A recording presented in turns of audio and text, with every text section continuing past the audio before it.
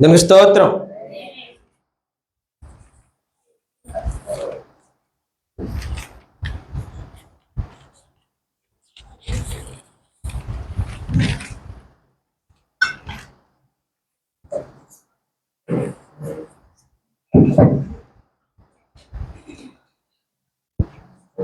అందరూ కూడా ఫోన్లో వైబ్రేషన్లో పెట్టుకోండి. మా ఊళ్ళో ఉంటే దేవుని స్తోత్రం. ఈరోజు మనం నేర్చుకోయే అంశం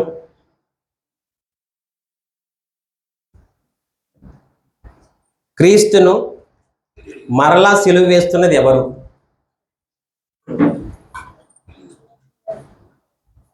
ఏంటంటే అర్థమైంది కదా, మనకి బాగా అర్థమవుతుంది. ఎందుకంటే క్రీస్తుని మరలా సిలువ వేస్తుంది ఎవరు అనగానే ఫస్ట్ ఆన్సర్ ఎలా వస్తుందంటే మరి ఎవరినైతే నేనే అని అనిపించాలి ఎవరికైనా సరే.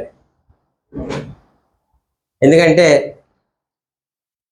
యేసుక్రీస్తు వారు 33 సంవత్సరాల యవ్వన కాలంలో ఆయన నిజంగా గొల్గొతా కొండ వరకు ఆయన మోయలేక ఆ భారాన్ని, ఆ సిలువను మోస్తూ, ముళ్ళ కిరీటాన్ని, అలా కొరడా దెబ్బలు తింటూ నిజంగా మన కోసం ఆయన, మన ప్రజల కోసం ఆయన కార్చిన రక్తం నిజం మన కోసం ఆయన బలైపోయి తన ప్రాణాన్ని ఇచ్చారు. మనందరికీ తెలిసిన విషయం ఇది. ఒకసారి అలాంటి సందర్భం మళ్ళీ మనకు కావాలనుకుంటామండి అసలు ఎవరైనా సరే. ఒకసారి యేసుక్రీస్తు వారికి సిలువ వేశారు, మన అందరికీ తెలుసు. ఆయన సిలువ మరణం ఎలాగా భరించలేదని మనం చదువుకుంటున్నాం, అనేక సభల్లో వింటున్నాం, వాక్యం ద్వారా వింటున్నాం, చాలా దైవజనుల ద్వారా వింటున్నాం. అలాంటి సందర్భం రావాలని మళ్ళీ మనం కోరుకుంటామండి ఎవరైనా సరే. ఉదాహరణకి నిజంగా మన జీవితంలో ఏదైనా జరగరాని విషయం, పెద్ద ఘోరం జరిగింది అనుకోండి, అలాంటి ఘోరం మళ్ళీ మన కుటుంబంలో జరగాలని ఎప్పుడు అనుకుంటామా? మన జీవితంలో కానీ ఎవ్వరం అనుకోం నిజంగా. కానీ అలాంటి సిలువ మరణాన్ని రాకూడదని మనం అనుకుంటాం. మరి యేసుక్రీస్తు వారు కూడా ఒకసారి సిలువ వేయించుకున్న తర్వాత అలాంటి మరణాన్ని ఆయన కావాలని కోరుకుంటారా? కానీ మన ప్రతిసారి కూడా మన అతిక్రమలను బట్టి, మన పాపములను బట్టి, మన క్రియలను బట్టి ఆయనకి అస్తమానం మనం సిలువ వేస్తూనే ఉంటున్నాం. నిజంగా అలాంటి ఉదాహరణకి అమెరికాలో సెప్టెంబర్ 11వ తారీఖున జరిగిన విషయం మీకు గుర్తుందండి? అది మర్చిపోలేని విషయం. అమెరికా మీ అందరికి తెలిసిందే. తెలియదు ఎవరికి గుర్తులేదు, చదువుకున్న పిల్లలకు కూడా. టవర్స్ కూలిపోయినాయి కదండి అమెరికాలో, పెద్ద టవర్స్, బాగా ప్రపంచవ్యాప్తంగా అతిపెద్దమైన అమెరికా టవర్స్ కూలిపోయి. అలాంటి విషయాలు నిజంగా అమెరికా మళ్ళీ కావాలని కోరుకుంటుందా? కోరుకోదు కదండి. ఇలాంటి సంఘటనలు ఎప్పుడు కూడా పెద్ద పెద్ద విషయాలు ఏదైనా సరే, మన బాధాకరమైన విషయాలు మన కుటుంబంలో జరిగిన ఏదైనా సరే మళ్ళీ జరగకూడదు అలాంటివి అని మనం అనుకుంటాం. మరి యేసుక్రీస్తు వారి గురించి మనం ఎందుకు అనుకుంటలేదండి? ఆయన సిలువ మన కోసం ఆయన సిలువ యాగం చేసినప్పుడు మళ్ళీ అతిక్రమణలు చేస్తూ, పాపములు చేస్తూ ఆయన అస్తమానం మన సిలువ ఎందుకు వేస్తున్నామండి? ఒకసారి ఆలోచించండి. ఇదంతా ఎందుకు చెప్తున్నామంటే ప్రియమైన దేవుని సంగమా, అటువంటి దుర్ఘరమైన సంఘటనలు మరలా మనమే ఈ లోకంలో జీవిస్తూ రక్షణ వాక్యం తీసుకుని కూడా ఆయనకి మనం సిలువ వేస్తూనే ఉంటున్నాం. నిజంగా అప్పుడు సిలువ వేసింది ఏమన్నది ఎవరండి? అప్పుడు సిలువ వేయమన్నది ఎవరండి? అనుజనులు లేకపోతే వాళ్ళ సొంత వాళ్ళేనా? చెప్పండి, యూదులని చెప్పండి. ఎవరు మాట్లాడతారు? ఎప్పుడే కొత్తగా వచ్చినట్టు చెప్తారంటే సండే స్కూల్ పిల్లలు ఉన్నారు, సొంత వాళ్ళే, వాళ్ళు యూదులే కదండి. అందరూ కూడా ఏమన్నా సిలువ వేయమన్నారు. అప్పుడేమో వాళ్ళైతే ఇప్పుడు మన క్రైస్తవులు మనమే, అవునా కాదండి? ఆయనకి ప్రతిరోజు సిలువ వేస్తూనే ఉంటున్నాం ఏదో సందర్భంలో. మనం అంటే సిలువ వేస్తామంటే మీరు కొత్తగా మళ్ళీ సిలువని ఒకటి చెక్క సిలువ చేయించి వేయడం కాదండి. ఒకసారి ఆత్మపరిశీలన చేసుకుంటే మనం ఏం తప్పు చేసినా, ఆయనకి అతిక్రమం నడిచినా ఆయన సిలువ వేస్తున్నట్టే లెక్క. ఇప్పుడు మనం క్రైస్తవ జాతి తయారైంది చాలా చోట్ల. ఒకసారి పరిశుద్ధ గ్రంథం నుంచి హెబ్రీయులకు రాసిన పత్రిక 6వ అధ్యాయం 5-6 వచనాలు ఒకసారి చూద్దాం. దేవుని దివ్యవాక్యము దేవుని దివ్య వాక్యము రాబోవు యుగ సంబంధమైన శక్తుల ప్రభావం అనుభవించిన తర్వాత తప్పిపోయిన వారు. ఒకసారి ఆగమ్మా, ఏం తప్పిపోతాం అంటే మనం దేవుని దివ్యమైన వాక్యాన్ని తప్పిపోతున్నారంటే. మరి వాక్యాన్ని తప్పిపోతున్నారు కదండి ఇప్పుడు ఉన్న క్రైస్తవులు అందరూ కూడా. వాక్యాన్ని తప్పిపోతున్నారు అని కూడా తెలుసుకోలేకపోతున్నాం అంటే మరి వాక్యం ద్వారా మనం అందరం కూడా తెలుసుకోవాలా? తప్పిపోతున్నాం అని దేవుడు ఈ వాక్యం ద్వారా మనం చెప్తున్నారు.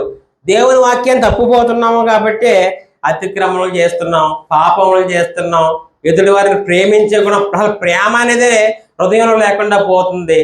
ఇవన్నీ ఉండటం వల్ల నువ్వు దేవుని రక్షణ భాగ్యం తీసుకుని ఆయన్ని క్రైస్తువులుగా అనుకుంటున్నావు అంటే ఆయన ప్రతిరోజు నువ్వు ఎవరు వేస్తాను సిలువ? మనమే వేస్తున్నాం. ఆరో వచనం కూడా చదవమ్మా. తమ విషయంలో దేవుని కుమారుని మరలా సిలువైచ్చు బాహాటముగా ఆయన అవమానపరుచున్నారు కనుక మారి మనసు పొందినట్లు అట్టి వారిని మరలా నూతన పరిచి అసాధ్యము. నిజంగా ఆయన ఎలా చేస్తున్నామంటే బాహాటంగా సిలువ వేస్తున్నాం అంటాడు. మనం ఒక్కసారి మారు మనసు పొందినట్లు మళ్ళీ నిజంగా ఒకసారి మారు మనసు పొంది బాప్తిసం పొందిన తర్వాత కూడా నువ్వు పాపాలు చేస్తున్నావు అనుకోండి, అదే మాదిరిగా అటు వారిని నూతన పరిచయం చాలా అసాధ్యం చెప్తున్నాడు దేవుడు. ఇవన్నీ ఎవరు తీసుకెళ్తాడంటే సాతాను మనలో ఉండబట్టే కదా. అంటే ఎందుకని? దేవుని దివ్య వాక్యాన్ని మన హృదయంలో ఉంచుకోలేకపోతున్నాం కాబట్టి వారికి బాగా మనం దగ్గరైపోయి ఇప్పటికి కూడా మనం దేవుడికి సిలువ అని మరలా సిలువ వేస్తూనే ఉంటున్నాం. అలాగే ఎఫ్సీలు రాసిన పత్రిక 1వ అధ్యాయం 7వ వచనం.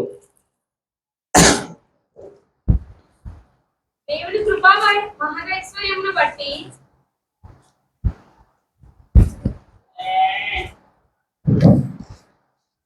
చదవమ్మా. దేవుని కృపా మహదైశ్వర్యమును బట్టి ఆ ప్రియుని యందు ఆయన రక్తము వలన మనకు విమోచనము అనగా మన అపరాధములకు క్షమాపణ మనకు కలిగి ఉన్నది. నిజంగా ఎవరి వల్ల మనకు కలుగుతుందండి? ఆయన రక్తం వల్లే మనకి క్షమాపణ దొరుకుతుందని మనం ఎప్పుడు తెచ్చుకుంటామంటే ఒక పరిశుద్ధ మొదటి ఆదివారం నాటి మట్టికి ఆయన రక్తం వల్లే మనకి క్షమాపణ దొరుకుతుంది అనుకుంటాం. ఆ రోజు రక్తం తాగేస్తాం అయింది, మళ్ళీ మన్నాడు పొద్దున్నే మళ్ళీ యథావిధిగా మళ్ళీ పాపం చేస్తున్నాం. మరి ఆయన వాక్యం ఎలా తెలుస్తుంది మనకి? ఆయన రక్తం వల్ల విమోచన ఉన్నది, ఆయన నా రక్తం వల్లే పాపం విమోచన కలుగుతున్నదని మనం నేర్చుకున్నా సరే ఎప్పుడూ మళ్ళీ పాపం చేస్తూనే ఆయన మరలా మనం సిలువ వేస్తూనే ఉంటున్నాం. నిజంగా పౌలు గారు ఒక అద్భుతమైన మాట చెప్పారు. ఆ మాట కూడా చూద్దాం. 1 కొరింథీయులకు రాసిన పత్రిక 9వ అధ్యాయం 27వ వచనం ఒకసారి చూద్దాం. గాలిని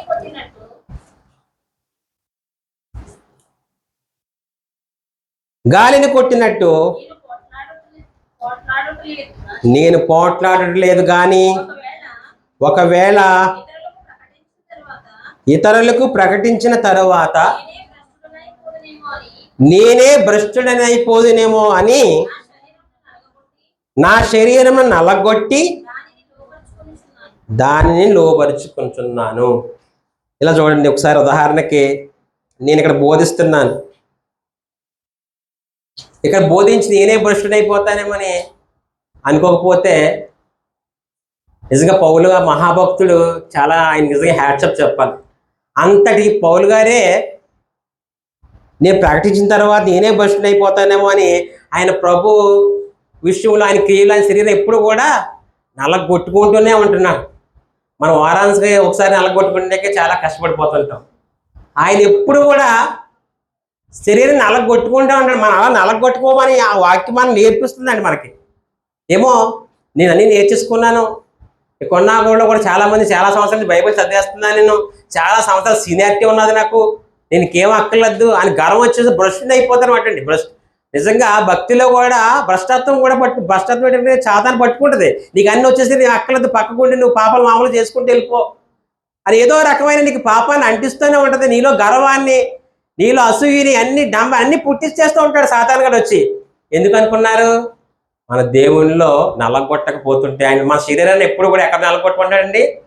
దేవుని నలగొట్టాలి, లేకపోతే భ్రష్టులు అయిపోతారని వాక్యం మనకు సెలవిస్తున్నది. ఎంత నేర్చుకున్నా సరే దేవుని వాక్యం అప్పుడు కూడా మన దేవుని దివ్య వాక్యాన్ని మనం హృదయంలో భద్రపరుచుకోవాలని వాక్యం సెలవిస్తుంది. మరి చాలా మంది చూడండి, నాకు అన్నీ తెలుసు, నేను బైబిల్ పండితుడిని, నేను బిషప్ని, నేను జోషప్ని రకరకాలుగా చెప్పుకుంటూ వాడి భ్రష్టత్వంలోకి వెళ్ళిపోయి ఆ సంఘాన్ని కూడా భ్రష్టత్వంలోకి దించేస్తున్నారు. అలాగా ఎప్పుడు అది అవుద్దండి? మొత్తం అందరూ కూడా నిత్య నరకానికే వెళ్ళిపోతుంటారు. అప్పుడు మన దేవుడు ఏమనుకుంటారండి? మన నిజంగా పాపాలు చేస్తుంటే ఎవరికి సిలువ వేస్తున్నట్టండి? క్రీస్తుకి మరలా మనం సిలువ వేస్తూనే ఉంటున్నాం. ప్రతి క్రైస్తవుడు చెప్తున్నాను, ఈ క్రైస్తవులు అన్న అందరూ కూడా ఇప్పుడు కూడా ఆయనకి మరలా సిలువ వేస్తూనే ఉంటున్నారు. నువ్వు, నేను, అందరూ కూడా ఒక్కసారి హృదయ పరిశీలన చేసుకుంటే మనం ప్రతి ఒక్కరు కూడా ఆయన మరలా సిలువ వేస్తూనే ఉంటున్నాం. ప్రియమైన దేవుని సంగమా, బాప్తిస్మం తీసుకున్న చాలా చాలా అనుకుంటారు, చాలా బాప్తిస్మం తీసుకుని చాలా సంవత్సరాలు అయిపోయింది, ఆయన రక్తం మనకి అవసరం లేదు, ఇంకా చాలాసార్లు నేను ప్రభువులు తీసేసుకున్నాను, లేదా రోజు వాక్యాన్ని నేస్తున్నాను అనుకుంటారు. చాలా మంది తప్పు. అది అవసరం లేదండి మనకి. ఆయన రక్తం వల్ల మనకి అవసరం ఉందా లేదండి? చాలా అవసరం ఉంది. ఒకసారి యోహాను రాసిన మొదటి పత్రిక 1వ అధ్యాయం 7వ వచనం చూద్దాం. అయితే ఆయన వెలుగులోనున్న ప్రకారము మనమును వెలుగులో నడిచిన ఎడల మనము అన్యోన్య సహవాసం గలవారమై ఇందు. ఒక్కసారి అమ్మ అది అలా ఉంచి, మొదటి కొరింథీయులకు రాసిన పత్రిక 1:9 ఒక్కసారి అది అలా ఉంచుకుని, మన ప్రభువైన యేసుక్రీస్తు అను తన కుమారుని సహవాసమునకు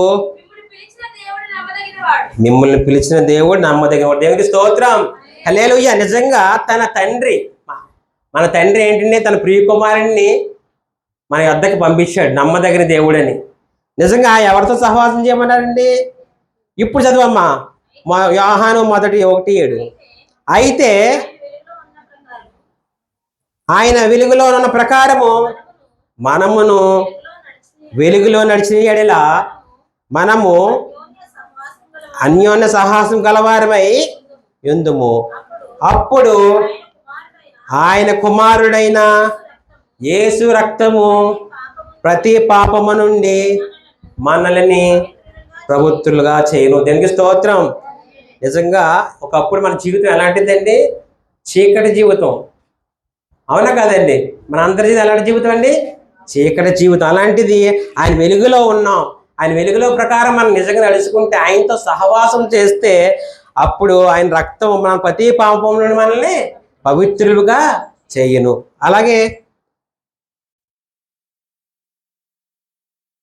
మత్తయి సువార్త 12:31.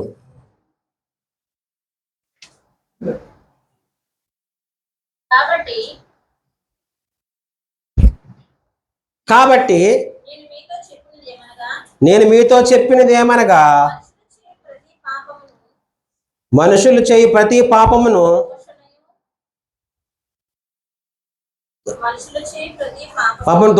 దోషణయు వారికి క్షమింపబడును గాని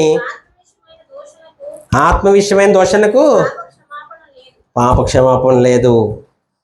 నిజంగా ఏదన్నా మనకు తెలియకుండా చిన్న చిన్న పాపములు చేసామనుకోండి, దానికి క్షమాపణ ఉంటుందని చెప్తారు దేవుడు. అదే నువ్వు దేవుని వాక్యం తెలుసుకుని దేవుడి మాటలను తిరస్కరించి ఆయన పరిశుద్ధాత్మ మాటలు కూడా నువ్వు తిరస్కరిస్తే మనకి ఏం చెప్తాడు దేవుడు అని? మనకి పాప క్షమాపణ లేదండి. ఎందుకంటే పరిశుద్ధ గ్రంథం ఆచరించి అందులో విషయాలను కూడా నువ్వు లెక్క చేయకుండా తిరిగితే పాప క్షమాపణ లేదని దేవుడు స్పష్టంగా మనకి వాక్యం ద్వారా తెలియజేస్తున్నాడండి. నిజంగా ఇష్టం లేని సిలువ ఆయన ఎన్నిసార్లు భరించాలండి? ఆయన మనం చేస్తున్న పాపాలకి ఆయన ఇష్టం, అసలు సిలువ యాగానికి ఇష్టం అండి. తండ్రి మాట ప్రకారంగా ఆయన అనిపించారు. ఆయన మళ్ళీ సిలువ వేయించుకుంటానికి ఆయనకి ఇష్టం అండి. మనకి మన ద్వారా ఎందుకని భరించాలి ఆయన? నిజంగా చాలా మందిలో ఉన్న విషయం ఏంటంటే, నాలోను మీలోను అందరిలో ఉన్నది ఏంటంటే, ప్రారంభంలో ఉన్న భక్తి ఇప్పుడు ఎవరిలోనూ ఉండదు. చూడండి, ప్రారంభంలో ఉన్న భక్తి ఎలా ఉంటుంది చూడండి, చాలా ఉంటుంది అన్నమాట. ప్రారంభంలో భక్తి అసలు మందిరం ఎవరు రాకుండా ఫస్టే వచ్చేస్తారనమాట. ఇది ఎవరిని విమర్శించేది కదండి, చాలా చోట్ల జరిగే విషయమే మీకు చెప్తున్నాను. ఎందుకంటే ఏదైనా అంటే మమ్మల్ని విమర్శిస్తున్నారు అనుకోవచ్చు, కానీ దేవుని వాక్యం మాట్లాడినప్పుడు మనం సరి చేసుకోవాలి తప్ప ఎవరు కూడా దీన్ని ఒక రకంగా ప్రారంభంలో చాలా భక్తి చూపించేస్తూ ఉంటారు చాలా మంది. ప్రారంభంలో భక్తి ఎలా ఉంటారంటే ఇంకా మందిరానికి వెళ్ళి అక్కడ పరిచయం చేసేసి అక్కడ చాపలు వేసేసి అక్కడ మందిరం తుడిచేయాలి, వెళ్ళి అందరికన్నా ముందు కూర్చోవాలి, ముందుకెళ్ళి ప్రార్థన చేసుకోవాలి, ప్రారంభ ప్రార్థన కన్నా ముందు ఉండాలి. ఇటువంటి ఆసక్తి ప్రారంభంలో ఉంటుందండి చాలా మంది క్రైస్తవుల్లో. తర్వాత సీనియర్టీ వచ్చేసిన తర్వాత ఏదైనా గర్వంగా నేను డిగ్రీ సంపాదించేసిన గర్వంతో విరవీగిపోతున్నారు చాలా మంది క్రైస్తవులు. ఎప్పుడు కూడా క్రైస్తవులు అనేవి విరవేయకూడదండి. ఎప్పుడు కూడా ఎంత ఎదిగినా ఒదిగే ఉండాలి మనకి వాక్యం చెప్తుంది. చాలా మంది సామెతలు చెప్తారు, అది కాదండి, ఎంత నేర్చుకున్న వాక్యమే మనల్ని ఇంకా ఒదిగుండేలా చేస్తుంది. అది మనం పాటించాలి. బైబిల్ పరిశుద్ధ గ్రంథం నేర్చుకుంది ఏదంటే ఎంత ఎదిగినా ఒదిగి ఉండాలి అని ఎవరైనా చెప్పారంటే నా పరిశుద్ధ గ్రంథం నా దేవుడు చెప్పాడని మనం ఎవరికైనా చెప్పాలండి. నిజంగా ప్రారంభంలో ఉన్న భక్తి ఏది, ప్రారంభంలో ఉన్న శ్రద్ధ ఏది, ప్రారంభంలో నువ్వు నిజంగా ఎలా ఉంటావంటే చాలా తగ్గించుకున్నట్టు చాలా అనువుగా ఉంటావు. అదే కొంతసారి వచ్చిన తర్వాత నీలో గర్వం పుట్టేస్తుంది. ఆటోమేటిక్గా నాలోని మీలను గర్వం పుట్టేస్తుంది. ఏమవుతుంది, ఇప్పుడు నన్ను మించిన వాడు ఎవడం లేడు, నాకన్నా పాటలు ఎవరో పాడలేరు, నాకన్నా వాక్యాన్ని ఎవరు చెప్పలేరు, నాకన్నా వాక్యాన్ని ముందుకు ఎవరు చదవలేరు, నాకన్నా బైబిల్ ముందు ఎవరు తీయలేరు. ఇవన్నీ ఎవరు తీసుకొస్తారనుకుంటున్నారు? సాతానే మనలో తీసుకొస్తుంది. ఇవన్నీ కూడా అంటే మనం భ్రష్టత్వంలోకి వెళ్ళిపోతున్నాం. అది ఎవరో తెలుసుకోవట్లేదు, గర్వం. ఎప్పుడు కూడా దేవుడు తగ్గించి ఉండమన్నాడు, తగ్గింపు హృదయంతో ఉండమన్నాడు. ఆయన తగ్గింపు హృదయమే ఇష్టమండి, లేకపోతే గర్వపడి హృదయం ఇష్టం? ఆయనకి తగ్గింపు హృదయమే కావాలి. నిజంగా ఇప్పుడు చాలా మంది అనుకుంటుంటారు, ఎవరేం చెప్పినా సరే ఇక్కడ మేము నేర్చుకున్న పాఠాలు మీరు బాగుండాలని చెప్తాం తప్ప ఇక్కడ అనేకులకు మీ ఆత్మలో సత్యం నడిపించాలి, ఎవరు కూడా సత్యంగా వాక్యం తొలగిపోకూడదు, ఎవరు కూడా నిత్య నరకానికి వెళ్ళిపోకూడదని ఇక్కడ బోధించే మాటలు. చాలా మంది అంటుంటారు, నేను బాప్తిసం పొంది ఉన్నాను, నా పాపలు కడిగేసుకున్నాను అనేది ఒకటి చాలా మందిలో ఉంటుందండి. చాలా మంది క్రైస్తవులు ఏముంటుందండి, నేను ఒకసారి ఇంకా బాప్తిసం తీసేసుకున్నాను, నేను టికెట్ తీసుకున్నాను, ఇంకా నేను ఎటువంటి పాపాలు చేసినా పర్వాలేదు, ఇలాంటి అపోహలు కూడా చాలా సంఘాల్లో లేవండి. ఒకసారి బాప్తిసం తీసుకోమంటారు తప్ప ఆ బాప్తిసం తీసుకున్నా కానీ నుంచి అసలైన ప్రయాణం మొదలైంది, క్రీస్తులో ప్రయాణం మొదలైంది, ఆయన మార్గంలో అసలైన ప్రయాణం మొదలైందని ఎవరన్నా వివరిస్తున్నారండి? సంఘాన్ని పోగేసుకోవడానికి ముందు బాప్తిసం తీసుకోమని సభ్యుడిగా ఉండడానికి అందులో రప్పించుకోవడానికి రకరకాలుగా చేస్తున్నారు, కానీ అప్పటి నుంచి ఆయన త్రోవ తప్పుకోకుండా వాళ్ళ సత్యవాకులను ఎవరు నడిపిస్తున్నారండి? ఇలాంటి మాటలు ఎక్కడన్నా దొరుకుతాయండి మనకి. నిజంగా చాలా సంఘాల్లో, ఎన్నో సంఘాలకి వెళ్తూ ఉంటాను, నేను ఫెలోషిప్లో సలహాదారులుగా పనిచేస్తున్నా, చాలా చోట్ల తిరుగుతుండే, ఎక్కడ ఏమి ఉండవండి. వాళ్ళ నెలలు తిరిగిన ప్రయాణం ఖర్చులు లేదా ప్రయాణాల గురించి ఆయన ఇంట్లో సంఘటనలో ఏ చెప్తే కానీ ఒక ఆత్మ సత్యంగా నడిపించాలని నిత్య నరకానికి వెళ్ళిపోకుండా ఎవరైనా చెప్తలేదు. ప్రియమైన దేవుని సంఘం చాలా గమనించాలి. ఇక్కడ ఏం చెప్పినా సరే ప్రతి ఒక్క నిజంగా ఇక్కడ నేను చాలా గర్వపడతాను. నిజంగా అందరూ కూడా స్టాండర్డ్ అయిన వాళ్ళు ఇక్కడ అందరూ నిలబడి ఉన్నారు, ఎవరిని విమర్శించి కాదండి. స్టాండర్డ్ అన్న వాళ్ళు కాదనుకున్న వాళ్ళు అందరూ కూడా వెళ్ళిపోయారు, మన అందరికీ తెలిసిందే. అట్టి వారికి నిజంగా అంత స్టాండర్డ్గా ఉన్నా సరే పౌలు గారు చెప్పిన విధంగా ఎప్పుడు మన శరీరాన్ని అలగొట్టుకుంటూ దేవుళ్ళు ఇంకా ఇంకా ఇంకా ఇంకా ఎదగాలని మనం ఆలోచించాలి. ప్రియమైన దేవుని సంగమా, ఒకసారి చివరగా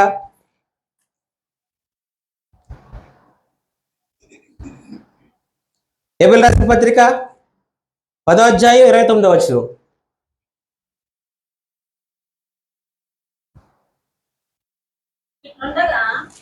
ఇట్లుండగా దేవుని కుమారుని పాదములతో తొక్కి తాను పరిశుద్ధపరచుటకు సాధనమైన నిబంధన రక్తమును అపవిత్రమైనదిగా ఎంచి కృపకు మూలమగు ఆత్మను తిరస్కరించిన వాడు ఎంత ఎక్కువైన దండనకు ఎంత పాత్రుడికి ఎంచబడని మీకు తోచిన క్వశ్చన్ అండి మనకి. నిజంగా యేసుక్రీస్తు వారే మనం చాలా కొంచెం పదవి వచ్చినా, లేకపోతే మనకు కొంచెం హోదా వచ్చినా, లేదా మనకి ఏదైనా ఒక సంఘంలో ఒక పెద్దగా ఉన్నా, చాలా మంది అంటుంటారు, సంఘంలో పెద్దలు అంటారు, మనకి ఇక్కడ అందరూ పెద్దలమే, కొన్ని చోట్ల జరిగే విషయాలు చెప్తున్నాను.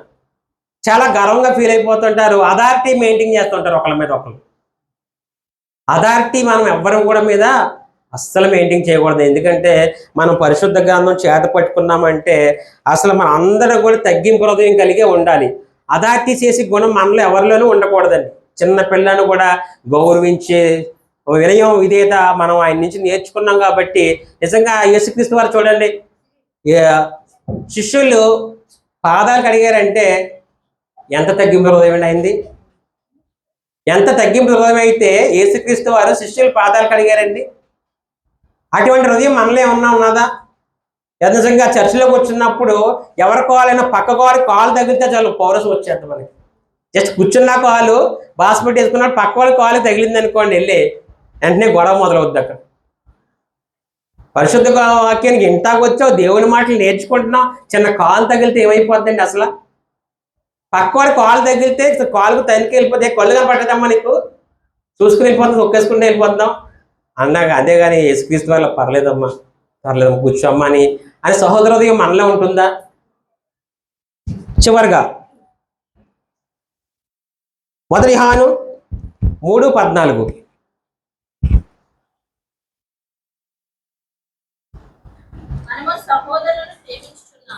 మనము సహోదరులను ప్రేమించుచున్నాము కనుక మరణంలో నుండి జీవంలోనికి దాటి ఉన్నాను. మీరు చాలా నిజంగా మనకి ఏం చెప్తారంటే వాక్యం ద్వారా దేవుడు ప్రేమ లేనివాడు ఎవరంటండి?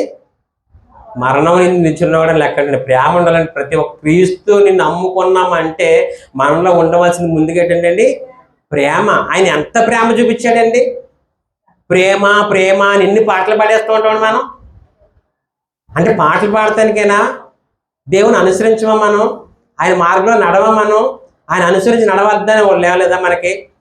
నిజంగా ఆయన ఎంత ప్రేమను చూపించాడు కాబట్టి మనం ప్రతి ఒక్కరు కూడా ప్రేమాగుణం కలిగి ఆయన అనుసరించి నిజంగా అతిక్రమంలో ఏం చేయకుండా నిజంగా ఉంటే ఆయన ఎందుకు సిలువేస్తామని మనం ఈరోజు ఈ వాక్యం ద్వారా మనం నేర్చుకుని, తండ్రి నా వల్ల నీకు ప్రతిరోజు సిలువేస్తున్నామని ఆయన్ని పశ్చాత్తాపంతో ఈరోజు ఆరాధనలు అందరూ కూడా క్షమాపణ అడగాలని, ఈ వాక్యం హృదయాలు ఫలించి అందరూ కూడా నిత్యరాజ్యం వెళ్ళాలని ఆ ప్రభువుని కోరుకుంటున్నాను. దేవునికి స్తోత్రం. హల్లెలూయా. విలువైన సమయాన్ని ఇచ్చిన దైవజనులకు హృదయపూర్వక వందనాలు తెలియజేసుకుంటున్నాను.